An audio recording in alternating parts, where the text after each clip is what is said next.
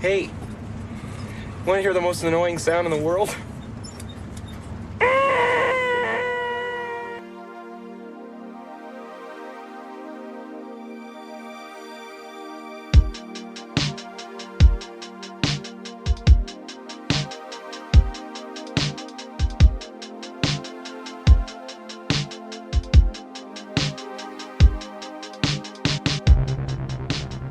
Hello and welcome to the Weekly Reel Podcast. My name is Ken. And my name is Jeremy. And welcome to our very first episode. So, are we calling this the pilot? I guess we could technically, but it seems kind of bland if you ask me. We'll figure out the title for this episode when I get to the part where I'm editing it. So, again, thank you all for joining us for our very first episode here on the Weekly Reel Podcast. Thank you to all of those that did listen to our prologue episode, our intro. We call it episode 0. And so wanted to start this episode with why we started the podcast, because it's actually something that we did not mention on the prologue episode. I remember maybe about 3 years ago, right around this time of year, actually. So 3 years in the summer, I was thinking about, I had just relaunched a blog. And one of the things that I wanted to do was actually start a podcast. And so I know that a couple of years before that, probably in the mid 2010s, I was thinking about a podcast, but really thinking about it 3 years ago. And so the idea of me wanting to start a podcast with Jeremy just actually came about just over time. It was because, we have similar taste in movies. And so we would watch major releases on the first weekend, and we would see each other every Saturday, and we would every Saturday. And we would just have these fun and insightful conversations about the movies. We would have fun with it, but we would go into pretty good detail about it. We would dissect these movies. Isn't that right, Jeremy? Yeah, like basically every major movie release, and especially the good movies, and especially the bad movies, we would definitely analyze them and dissect them. And if, for example, if you were just take a Christopher Nolan movie, we would basically dissect every scene in that, and especially movies that we love. And we wanted to kind of translate that into a podcast, because I know that we've made YouTube videos together. We've made even short films together. And for us to kind of dive into the podcast realm seemed like a good fit. Yeah, no, at the time when I mentioned the idea of it earlier this year, I know that Jeremy was pretty busy. I was pretty busy. It was really just an idea, and really the wheels actually started turning as soon as the pandemic hit, right, Jeremy? Yeah, and right now we're zooming, squadcasting this, so we're not actually in the same room. If you guys still don't know, we're still distancing from ourselves, but we've been able to communicate with each other through the wonderful technology that we have. Yeah, so I just remembered that right around the time the whole shelter in place started, I just get a random text message from Jeremy pretty late in the evening, and he just randomly says, "Hey, do you still want to start a podcast?" And I was like, yeah. And I remember too, during that time for about a month, I wasn't really even thinking about the podcast. I was just that busy. And so when Jeremy had brought up the idea, I was like, we definitely need to meet on this and see if this would actually be something that we could do. And fast forward, 4 or 5 months, something like that. We've done a ton of research. We've had many hours on Zoom or Squadcast, just trying to plan this day out. And lo and behold, we have arrived. We are here now, so don't worry.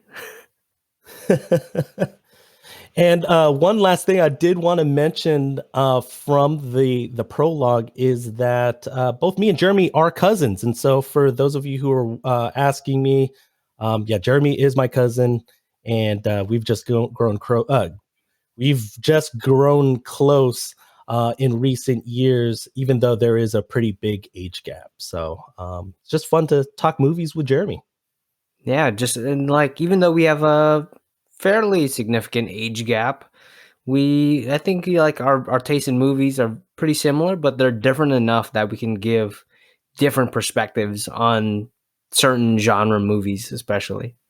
Yes, exactly. And so, speaking of movies, Jeremy, let's introduce the audience to our podcast meeting ritual that we usually start our podcast meetings every week. And so, what we normally do is that we talk about movies or TV shows that we've watched. And since this is a movie podcast, Jeremy, why don't you go ahead and share a movie that you've recently watched within the last 7 days? Yeah, one movie that I actually was able to catch on HBO Max is a movie called Bigger. It's like about bodybuilding and the history of the guys who created Mr. Olympia. And these guys are named Joe and Ben Weeder. They also like basically found Arnold and made Arnold into the bodybuilder as we knew him from history. So yeah, and there was an actor that played young Arnold that was a bit interesting. He's like, yeah, we can let's loot this stuff. I'm like, it's not the best Arnold impression, but I had a good time with that movie. How about you, Ken? Well, interesting. I'm actually going to mention a movie that I also watched on HBO Max. Just so happens that's a pretty funny coincidence. Anyway, the movie that I did watch, it was actually a rewatch. I recently watched over the weekend Bridesmaids, and so Bridesmaids is a movie. It's a comedy, but mostly female. It's starring Kristen Wiig, Maya Rudolph, and Rose Byrne, and I compare it to a female version of the Hangover series. It's especially the first Hangover, the only good one.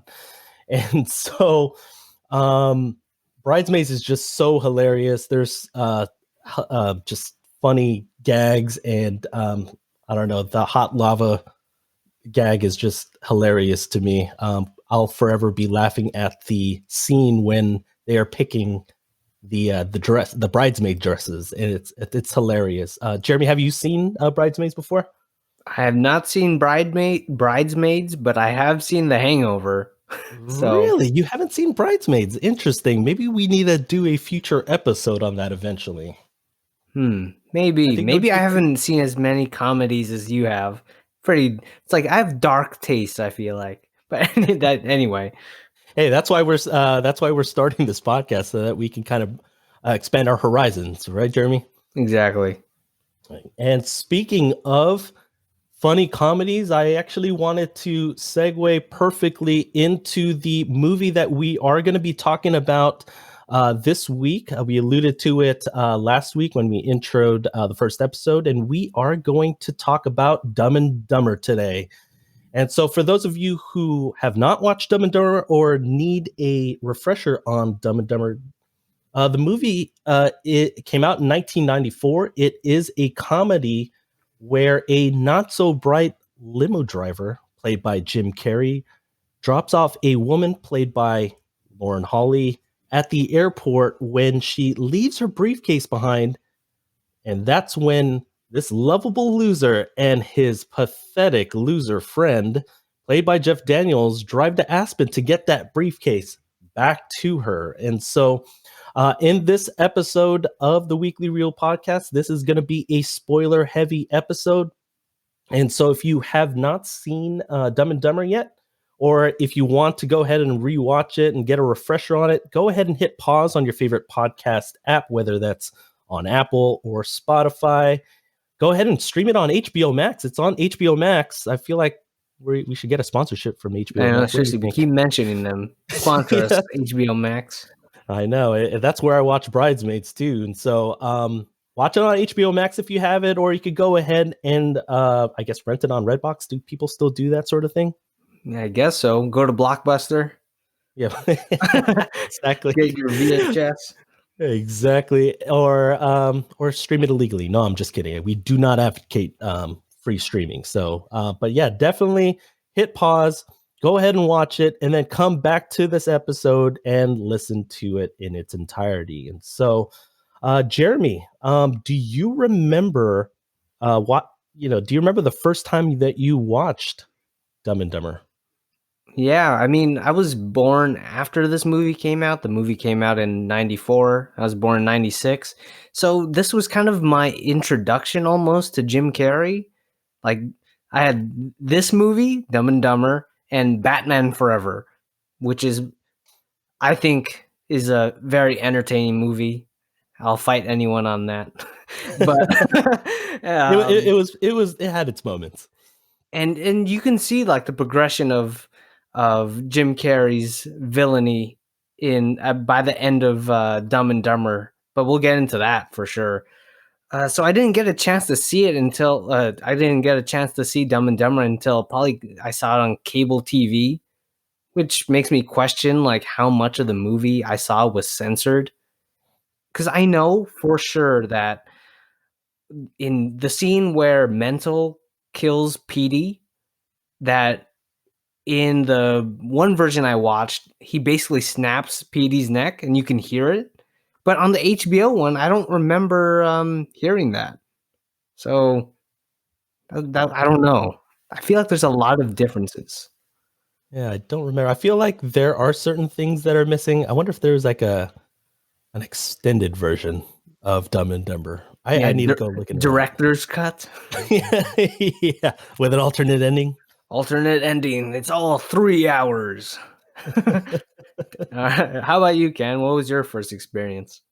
Well, you alluded to it earlier, Blockbuster Video. I remember, I think it was during the summer, I was staying over at our other cousin's house, and I was there for a sleepover, and we ended up watching it on VHS. And during that time, I was on a big Jim Carrey high back in the mid-90s, and I may be dating myself. This was basically the third Jim Carrey movie. I was looking forward to it because I was a big fan of the first Ace Ventura: Pet Detective and The Mask, even though that may be controversial in me liking The Mask. But really, I actually think The Mask is fun. Oh, okay. Okay. Well, I guess we're the same in that regard. Plus, I had a massive crush on a very young Cameron Diaz as well, so that definitely helped.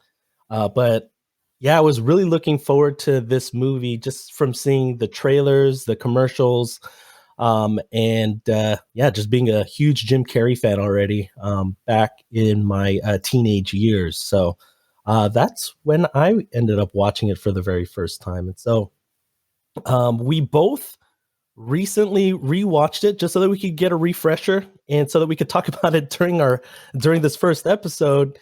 And so, Jeremy, is there something that you caught for the very first time upon this latest rewatch of Dumb and Dumber? Yeah, there's so many quotes, so many jokes in Dumb and Dumber that it's almost hard to catch all of them, like even in 2 or 3 viewings. But just this latest rewatched, I just noticed some random ones, like when Lloyd comes home from getting fired from the limo place. It's like fell off the jetway again. It's like again. It's like how many times has he done this? That is such a low key line. He just literally drops it in there. I remember that. And man, yeah, and they have the little ant farm in their living room. No, yeah, it's just... the worms. Oh yeah, worms farm. Oh, good. It's like I have worm. It's like worms. I got worms. Yeah. And Mary's like, okay. But yeah, that's definitely one thing I caught this time. How about you? Well, it's funny. I actually try to watch it one last time before we record it. We're recording this episode, and I normally start work at 8, so I ended up waking up really early this morning just so that I can kind of get a refresher. And really, I was just listening to it for preparation for this, just for mainly quotes. So I wasn't really watching it. I just had it on in the background. I was just taking notes for the podcast. And it's funny. I probably caught maybe about 15 to 20% of the movie and actually watched a little bit of it. And out of that little bit, I ended up catching something new. And it's so crazy. So it's in the scene. It's in the scene where Harry and Mary are going on their quote unquote date. They're actually hanging out. They're going skiing and they're hanging out in the snow. And Lloyd thinks he's meeting Mary at the lobby bar. And so during this whole time, there's a song called "New Age Girl" playing, and within that song, there is a lyric that goes, "Merry Moon, Merry Moon, Merry Moon, Merry Moon." And I'm not going to sing it because I'm a horrible singer, copyright. but yeah, Oh, that too, I guess. But I just thought it was funny as I was watching it. Well, Mary, that's the name of the female lead of the movie, Lauren Holly.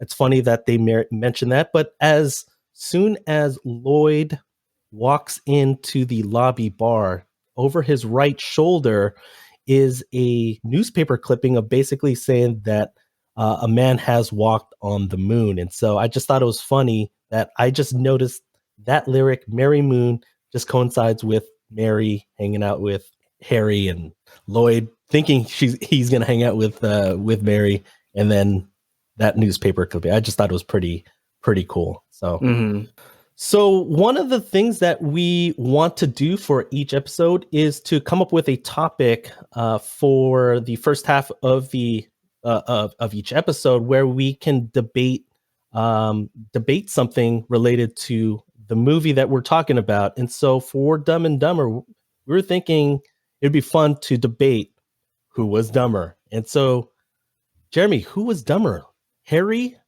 or Lloyd? So Harry, Jeff Daniels, or Lloyd, Jim Carrey? In my opinion, Lloyd has to be the one who's dumber. For Really? sure. For sure. Dude, Jim Carrey and the way he played Lloyd and just the stuff that Lloyd does is extremely more dumb, I think, than Harry. I mean, Harry has a dog van, but Lloyd. I don't even hold that against him. The shaggin' wagon. The shaggin' wagon, yeah. No, but I think you're wrong. But go ahead. Why is Lloyd dumber? Dude, like Lloyd, he doesn't even remember Mary's last name. I mean, this is supposed to be like the girl of his dreams, and she told it to him while she was in the limo. So it's like, why would you forget the girl of your dreams name? True. That's one of the reasons why. Okay, you got any more? Lloyd, I feel like, is more socially awkward than Harry is. Like Harry at the owl preservation gala dinner thing, he was able to carry a conversation fairly well with Mary. That could be debatable. I mean, yeah, it was a little bit more natural. I think I will give you this. Mary was definitely more tolerable to Harry. Exactly. Oh, she was a champ in this episode, or in this movie. Yeah, and like when Lloyd just met Mary and he was dropping her off at the airport, he goes in for a hug. So just that social that social awareness isn't there. He's like, "Give me a hug." It's like, dude. And Lloyd just thought they landed on the moon, and that happened like 30 years before all this happened. So all right, I'll give you that one. That one's pretty dumb. and he did, like, Harry knows how to read, right? That's easy. Yeah. That's an easy one to pick out. Harry doesn't know how to read, and while Lloyd doesn't know how to read. Oh, Lloyd doesn't know how to read. Harry does, and Lloyd doesn't even know how to read the word "the." So that's pretty dumb. The, huh? And he doesn't know the difference between Austria and Australia. That's true. Yeah. That is true. Well, so that's all I got. I mean, that's all I need to say, I think. All right. Well, I think Harry by default is dumber, and here's why. And I'll just point out why Lloyd's actually just smarter. Lloyd is smarter because he's got some street smarts. And so here, let me go into detail. So, case in point, that part in the diner where they went ahead and tricked Seabass into picking up the bill. That's genius. The fact that he was like, well, if that guy over there, but Seabass wants to pick up our tab. Well, if that guy isn't Seabass, and Seabass is pointing at himself, and they ended up throwing a couple extra things that they picked up at the counter for free because they got Seabass to go ahead and basically pick up their tab, and they didn't have to spend any of their travel fund. So that's my first point. My second point is that do you remember that one part where, yes, Harry got distracted, he took a wrong turn, ended up driving in a sixth of the way back in the wrong direction. Oh, you mean Lloyd? Lloyd did. Yeah. Yes. Sorry. When Lloyd ends up driving back in the wrong direction, I mean, he gets lucky because remember there were cops waiting for him. So that was like a good mistake to happen, but it can happen, But when when Harry gets mad at Lloyd and he tries to make it up to him, he trades the shaggin' wagon for a scooter that gets 70 miles to the gallon on the song. And don't you mean 7? No, it was 70 miles. Really? To the gallon? I thought it was 7 miles. I want to say it was 70. Oh God! Oh, we gotta look check that up again. Hold on, let's look it up. Look it up. Yeah, no, it's 70. Oh, it's darn. 70. Okay, all right, I'll give you that one. I truly believe that if they didn't sell the shaggin' wagon, they would have just been stranded. They wouldn't have enough money to get to Aspen without trading that, even though that's not an even trade, obviously. But they were able to get to Aspen because they traded the van straight up for that hog. True. The last thing, he's pretty devious. He's smart. He was able to basically spike Harry's tea with that X-Lax and basically ruined his date because he ended up just taking a crap in Mary's broken toilet. And so, I mean, that was just a coincidence, but still, he was devious enough to think of a plan to ruin Harry's. So I don't know. I feel like he's just got more street smarts, and by default, because they're both dumb, that just makes Harry smarter than Lloyd. Smarter in quotations, of course. And plus, I mean, Harry licked Frost from the ski lift. Come on, how dumb can you be? My last rebuttal is at the very end when there's a whole busload of bikini girls. Lloyd, Lloyd is dumber because he did have a second chance and he still didn't take it. No, that was equally dumb. That was equally dumb. Yeah, because even Harry. Wait, well, it's because like Harry was obviously the first one. It's like, hey, you're in luck.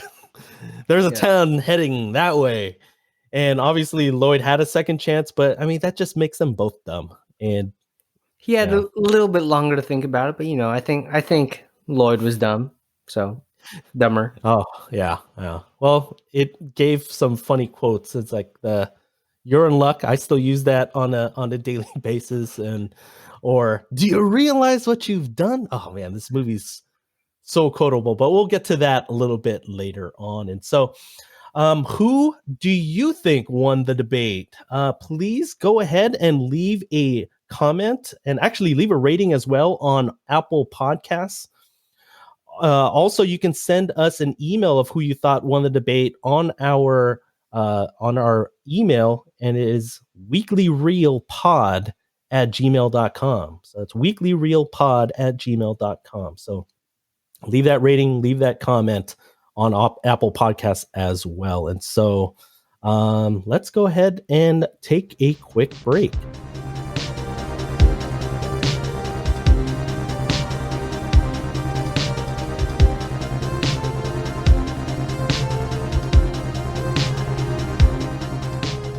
Okay, we are back. And so I wanted to take the time to introduce you all to the next section of this podcast episode. And it is the awards section. And so the reason why we have this section is because I've always been a fan of the MTV Movie Awards. Again, I'm probably dating myself with this, especially in its heyday in the mid '90s.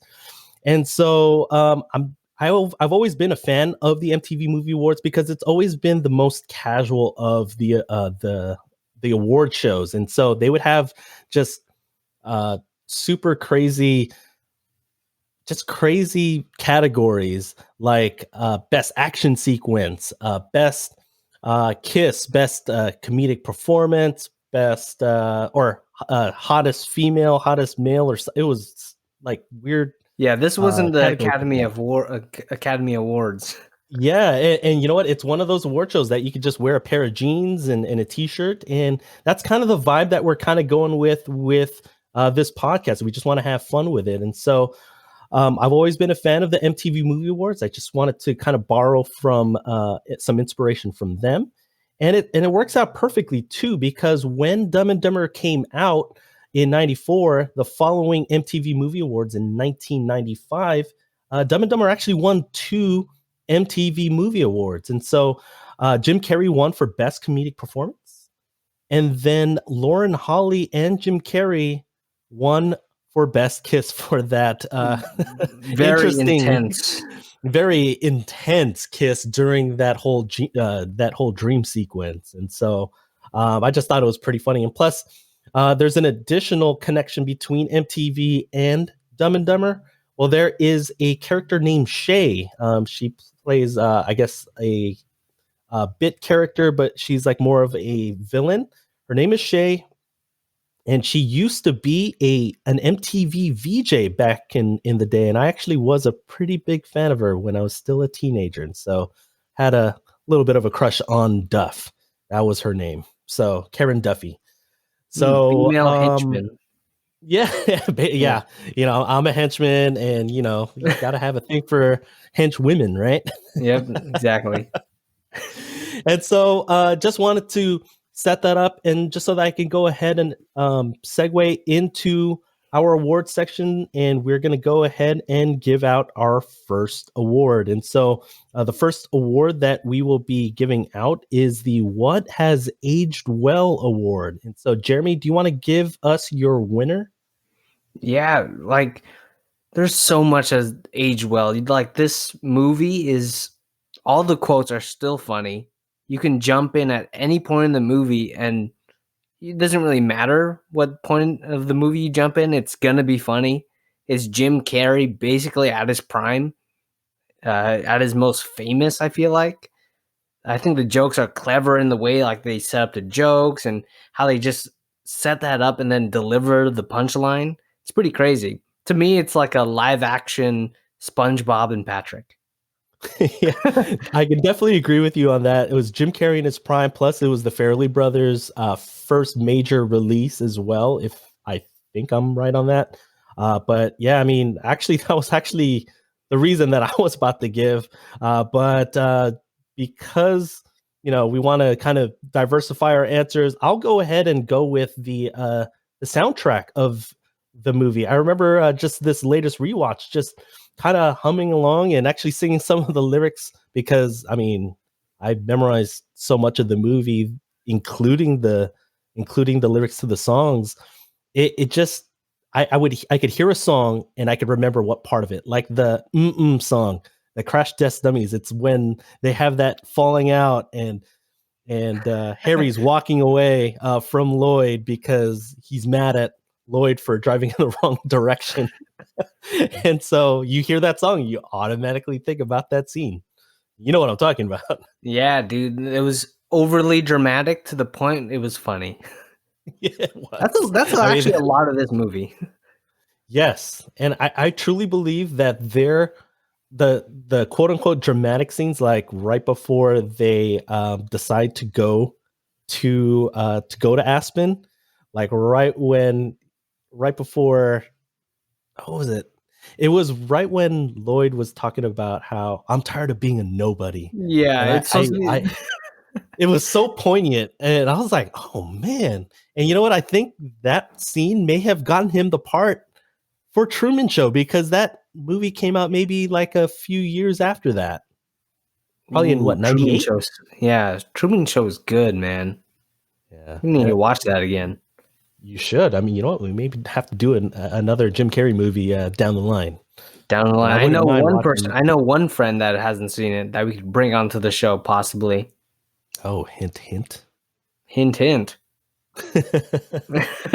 But yeah, I mean, it just those scenes just show off Jim Carrey's versatility as an actor, and I mean, obviously, he's so known for his just slapstick comedy, his facial expressions, and his comedic timing. But he can play a dramatic role pretty well, and so I wanted to go ahead and transition into our next award. I mean, the first award that we gave was what has aged well. Let's go with what has not aged well. So, what has not aged well for you? Give us your winner, Jeremy. Well, obviously, this was in 1994. They probably filmed it in 1993. So technology wasn't what it was back then. You know, they had to use maps instead of GPS in their iPhones. And I'm sure, that doesn't really hold up, but I'm sure if Lloyd and Harry had an iPhone, they would probably find some way to mess that up. And Yeah, also, they definitely. also had to use a phone book.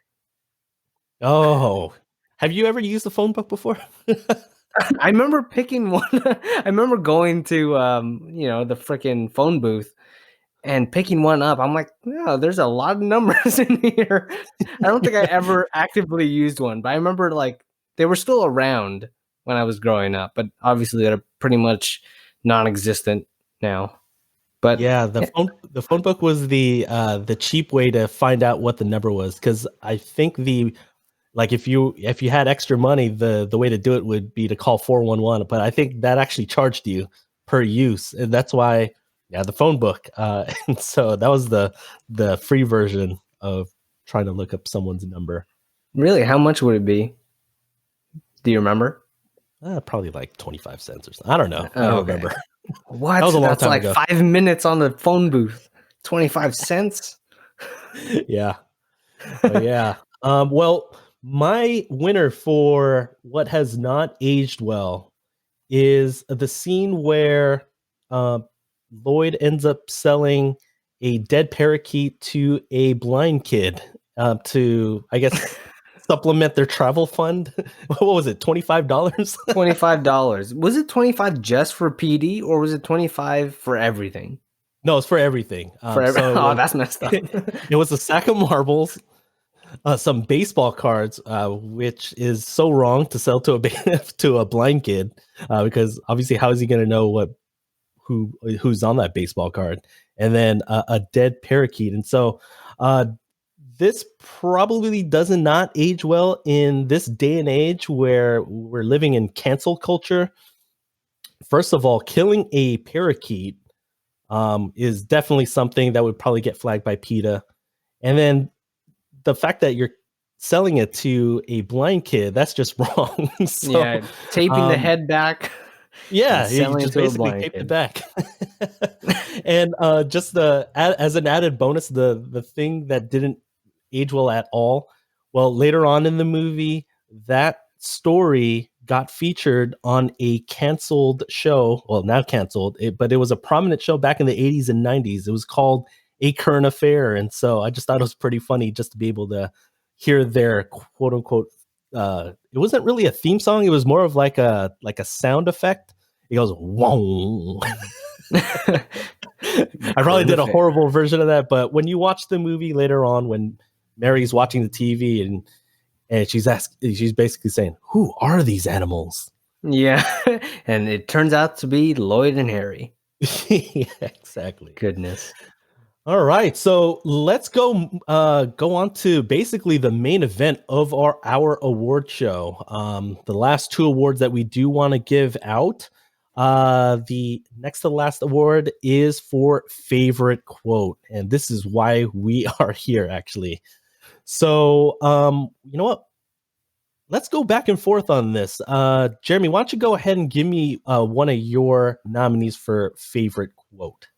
Sure, man. Like, I think I have to set this one up just a little bit. It's like when they first arrive in Aspen and this couple's walking by And then Harry's just like, look at the buns on that one. And then Lloyd is, yeah, he must work out. And you It's would so think good. it's like freaking Harry, man. Like, Oh yeah, because like the woman that was walking, she had some leggings on too, right? I think so, yeah, because it's cold in Aspen. Yeah. But Lloyd was checking out the guy dressed kind of like a cowboy. He Yeah, he did have must a nice work set of out. buns. Yeah, he probably did. You got Well, another okay, one? yeah. Sorry. Well, I wanted to definitely mention the line that hooked me from the get-go, the very first line of the movie, and it's basically when Lloyd pretends to be in the back of the limo that he's driving, and he rolls down the window and he's saying, "That's a lovely accent you have there, New Jersey." And then the woman that he's talking to says, "Austria." And then he goes, "Well, then, g'day, mate. Let's put another shrimp on the Barbie." She's all like, let's not." I just thought that was hilarious. Jeremy, you want to give another line? Yeah, well, when they're in the beginning, when they're just trying to figure out if they're gonna go to Aspen or not, and Harry really doesn't seem like he wants to go because he's like, I don't know, Lloyd, the French are assholes. And clearly, Aspen is not in France. Or California for that matter. Yeah, California. Beautiful. It's like a bonus line. Yeah. Another one that I liked early on again is when Lloyd ends up scooping up the briefcase and he's trying to get it over to Mary, and he's trying to get through the gate. And well, that really didn't age well as well. I mean, there's no way he gets through the gate. But anyway, he walks through the gate just right by the airport worker, and then he's trying to stop him, and then he literally just falls off the jetway. But before he does that, he goes, "Oh, you can't go in there. Don't worry. I'm a limo driver." Like that gives him any credit or any cred. Yeah. You got another one? Yeah, well, this one I got to set up with just a little bit, but it's when Lloyd and Mary are together at the hotel, and Lloyd is like practicing his lines to finally confess to Mary. He's like, I feel like a schoolboy again, a schoolboy who desperately wants to make sweet, sweet love to you. But of course, in Lloyd fashion, yeah, he messes that up and he says, I desperately want to make love to a schoolboy. And he says that to Mary, and Mary's like appalled. Yeah, you could tell she was scared and wanted to get out of there.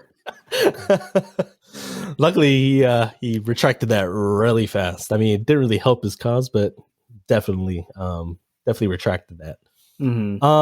I'll go with this one. How about this?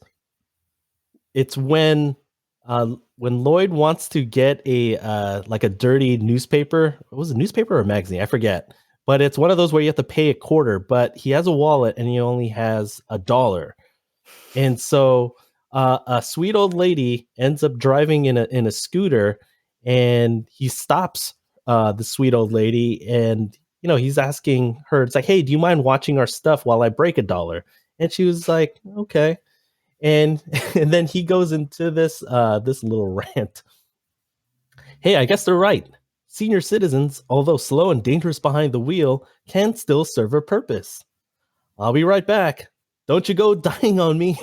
I just thought it was hilarious. Just the way he delivered that line is pretty funny, man. Like, in a way, it's funny because it's almost kind of true. But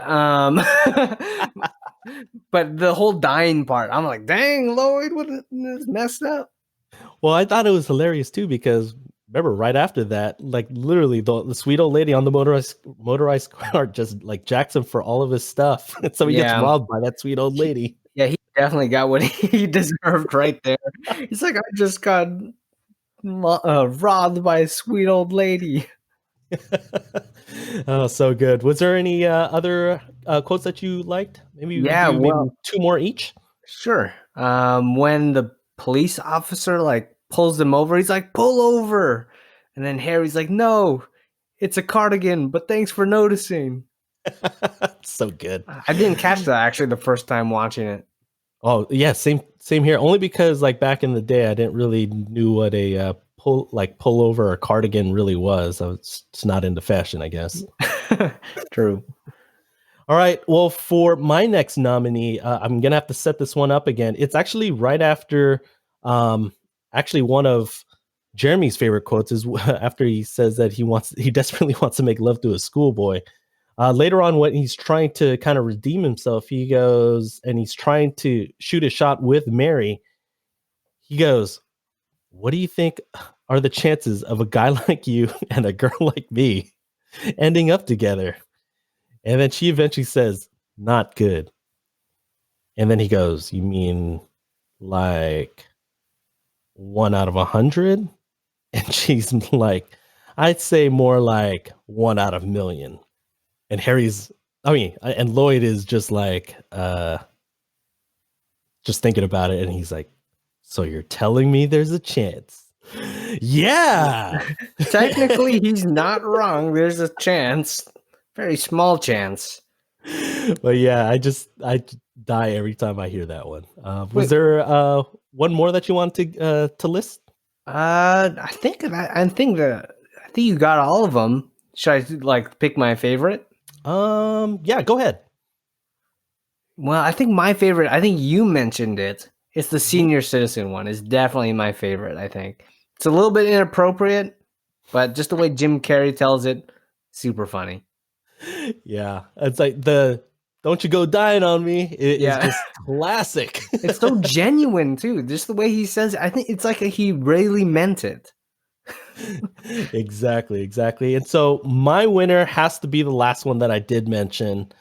It's the "So you're telling me there's a chance." It's just it's so cool. I use that so much in like my daily dialogue, especially when they're talking about like odds or anything like that, whether it's gambling or anything related to Or that. watching Endgame. Yes. Or Infinity War, to be more specific. Yes, Doctor Infinity Strange. War. Yes, with Doctor Strange. When he's talking about 14,605,000.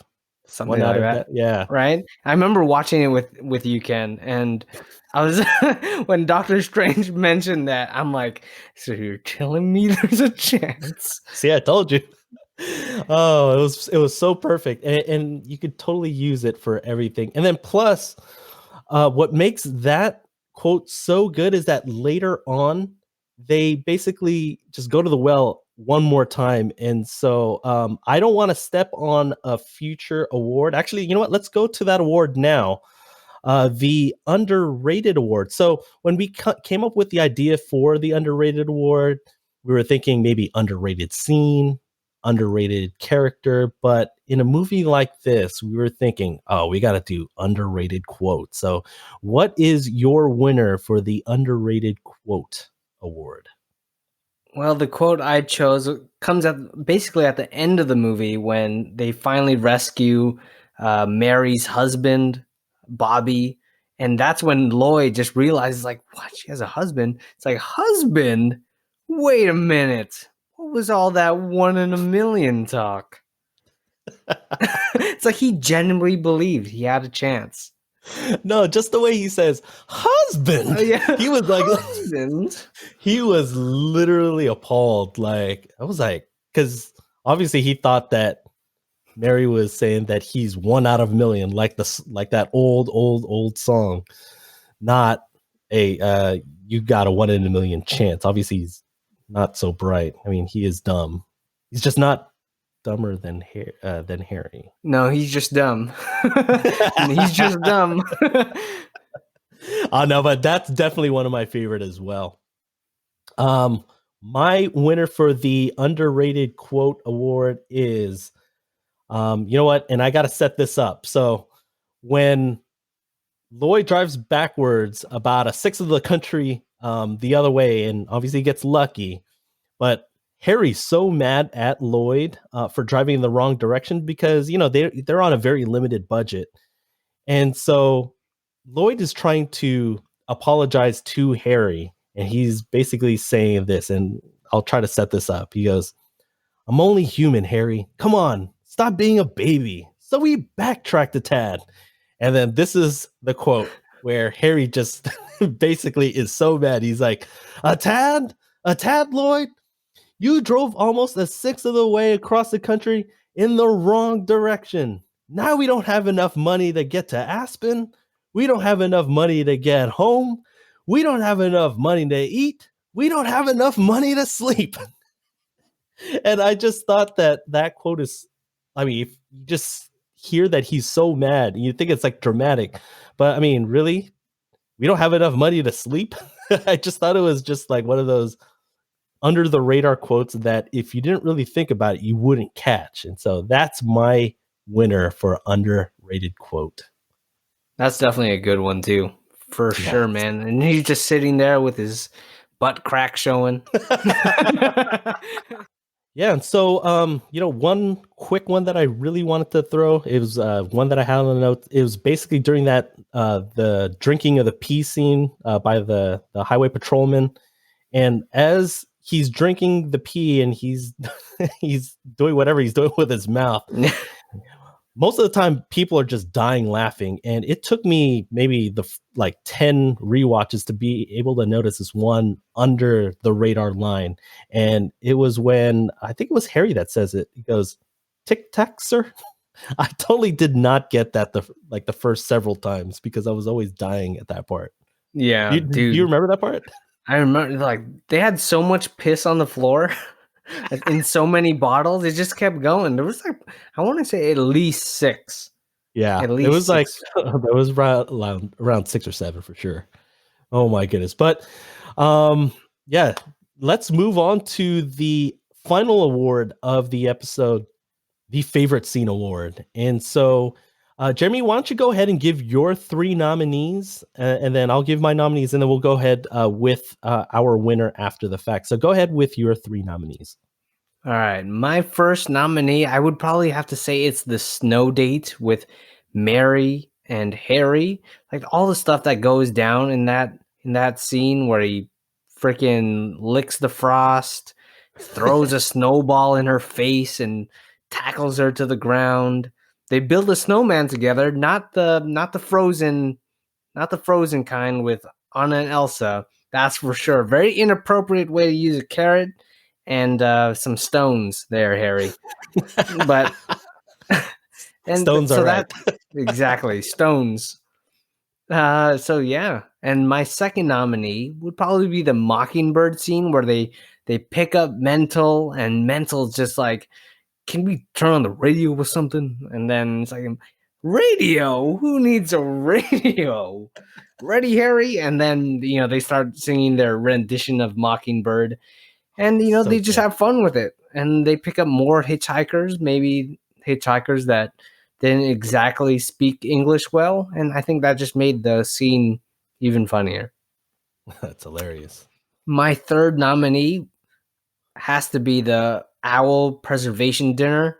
Just the way it starts, just from when they get out of the car, start fighting with their sticks, to the way it ends when Lloyd accidentally kills one of the owls, and then the bad guy Nicholas, right? Nicholas thinks they killed one of our birds to send us a message.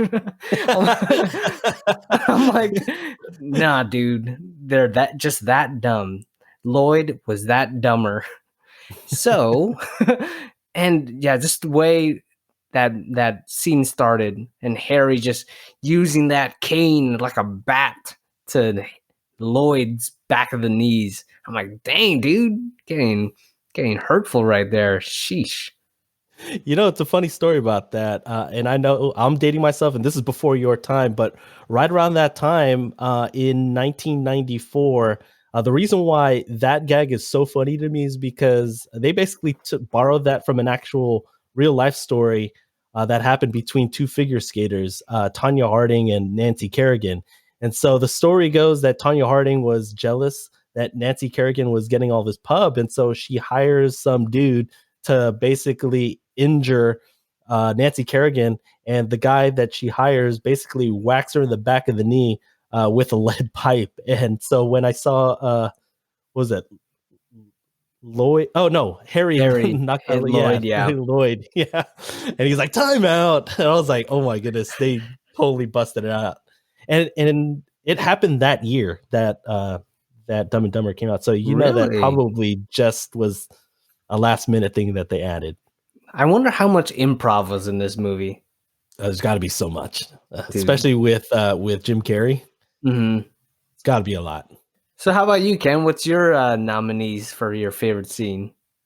All right. Well, my three nominees for favorite scene. The first one is the Pretty Bird scene. It's I think we talked about it earlier when Lloyd basically sells a few things to the blind kid. That whole thing was so funny. The second scene that I have, the nominee, is that whole drinking pee scene. It's basically um, when they scam Seabass and they're just basically trying to make a run for it, but then Lloyd's just gotta just pee, and he ends up peeing in the 6 or 7 bottles. I forget how many, and so they get pulled over because Harry isn't keeping track of his speed, and so they get pulled over for speeding, and the cop just wants to drink the pee, and they're like, "Oh, don't don't do it!" And he's basically saying, "Shut up, let me have my beer," and obviously he regrets it, and that's when Harry offers that Tic Tac. And my final nominee is that Pretty Woman montage where they are just trying to get Lloyd ready to meet Mary for the first time because they did find out who she actually was. And so there they showed like them getting haircuts. They were getting their toenails basically grinded. They had that whole shaving thing with the ketchup and making that old man like faint. What else happened? Oh, they clipped a lot of like nose hair. It just seemed like they made it seem like they were cutting their regular hair. And then you got to go with the tux fitting when they ended up with the orange and the powder blue ruffles with the top hat, the cane, and the tails. Oh my goodness, it was Yeah. perfect. The tailor was so disappointed.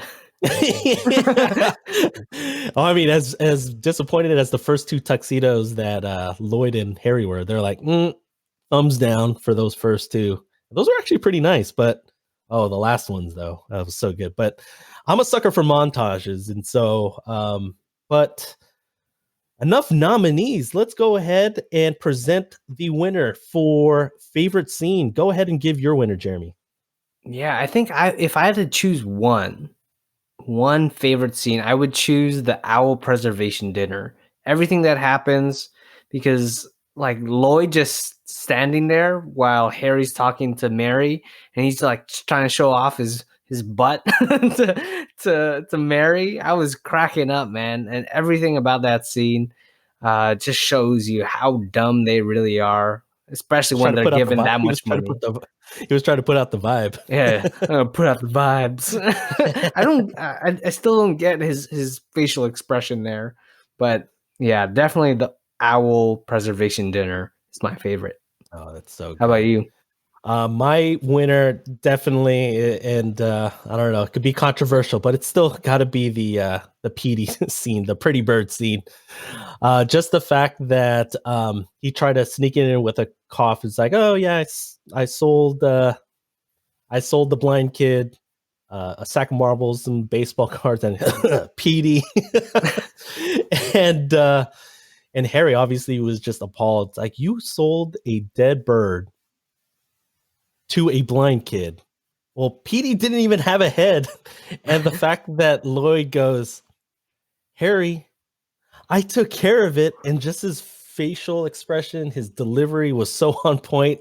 Like he was convinced that he did the right thing. And then that cut to the next scene where the kid is Billy, right? Was it Billy? I forget. Sounds like he looks like a Billy. Yeah, well, the blind kid, Billy. I think his name was Billy. He's all petting Petey with the blind, and then you see Menelino and Shay just walking by. It's like, what the heck? Yeah, it was hilarious. So that's definitely my winner. It's weird how your winner and my winner are basically involves dying birds. I don't know if that was a coincidence. Right. I don't know, like, do we hate owls or parrots or parakeets or no, birds are okay sometimes. I don't know. I'm not a fan. I'm just always paranoid that I'd probably get crapped on. So definitely That's want. true. But yeah, birds are not my favorite. So For sure. all right. So we have reached the part in the episode. We're almost at the end of our episode, but we're going to make this a weekly thing. And so we've reached a segment where we guess the Rotten Tomatoes score. And so guesses were done before the recording of this episode. So I have mine. Jeremy has his. And so we'll see who gets closest to the actual Rotten Tomato score. And I actually haven't even looked that up yet. And so as soon as we put the scores on record, I'll go ahead and look that up live on this episode and we'll see who's closest. And so, Jeremy, out of it, Rotten Tomatoes is what, one out of 100? 1 to 100, yeah. Yeah. Yeah, 1 out of 100. 1 of 100. If I had to guess, though, 60%. Oh my goodness. Are you kidding me? 60%, huh? Yeah, 60%. That's so close to my score. That's so crazy. I thought the score was a 62. Really? Yeah. Yeah. So let's go ahead and look it up. So I'm on Rotten Tomatoes. Let's search for Dumb and Dumber. Even though I would rate it higher, personally, for sure. Yeah, 60%. But we'll get to that later. Get to that later. All right, let's see. Dumb and Dumber. Drum okay. roll. Drum roll, please. We don't have the soundtrack yet. I'll probably add it in post, but you'll be hearing it now. Drum roll, please. And the Rotten Tomato score for the very first Dumb and Dumber that came out in 1994 is 67%. Woohoo! So close. And so I win this point. And so what we're going to be doing is at the end of every episode, we are going to have this segment of guess the Rotten Tomato score. And we're actually going to keep a running tally, a running score.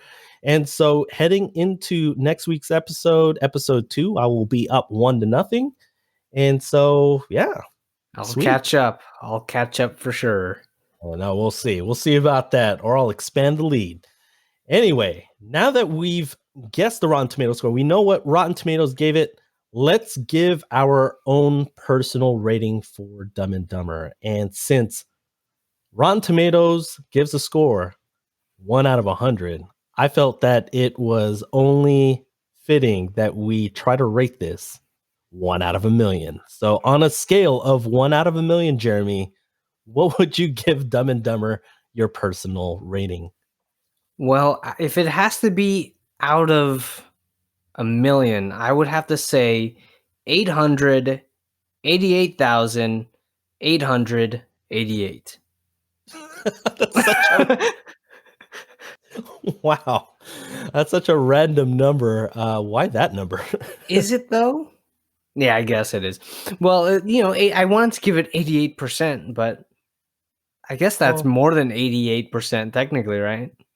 Well, you know what? You're right, though. Like, it's not random because if you write down 888,888, it's just 888,888. So the score that I'm going to give it, I actually liked it a little bit more than you did, only because I do have a many-year head start. Wait, what year did you watch it? Do you remember?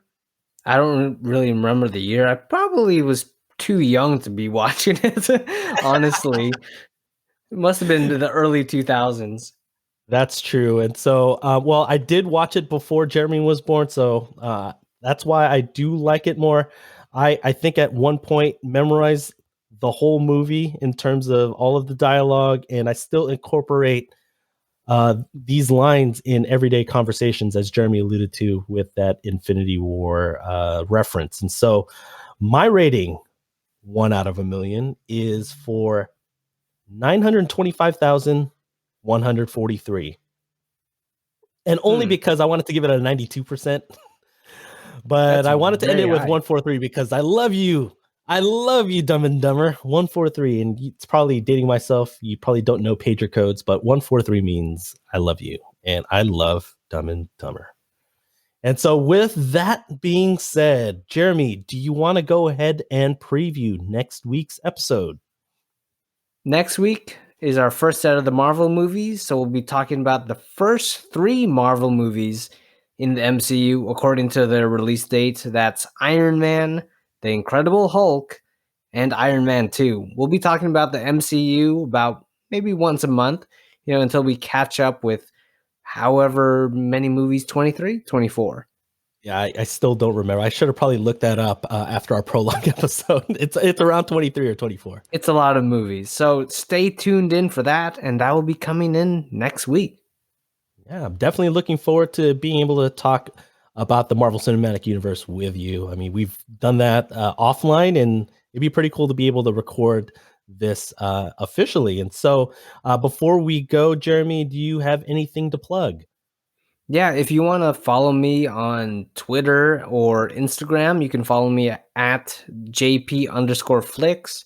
I kind of advertise my YouTube channel there, or we can just talk movies and, just message me there if you just want to reach me in my messages or whatever you call it. I'm new to Instagram. I made it for the podcast. I don't know what they're called. Whoop, whoop. So, Ken, is there anything you'd like to plug?